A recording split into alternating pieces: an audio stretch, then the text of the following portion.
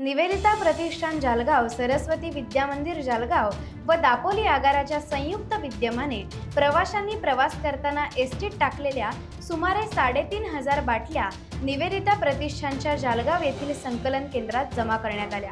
आगारात प्रतिदिनी जमा झालेल्या बाटल्या रॅपर्स 3 महिन्यातून एकदा निवेदिता प्रतिष्ठानतर्फे पुनर्वापर प्रकल्पाकडे पाठवल्या जातात।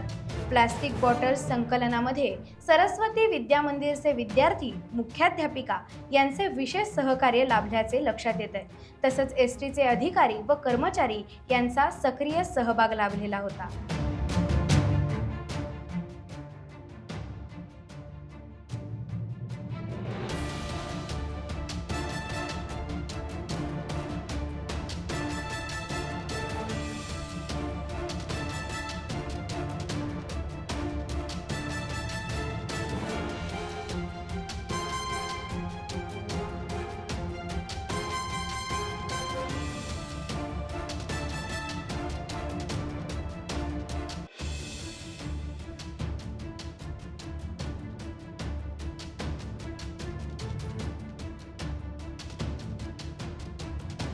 टाइम्स डिजिटलला लाईक करा, सबस्क्राईब करा, शेअर करा आणि बेल आयकॉन दाबायला विसरू नका। पाहत रहा टाइम्स डिजिटल।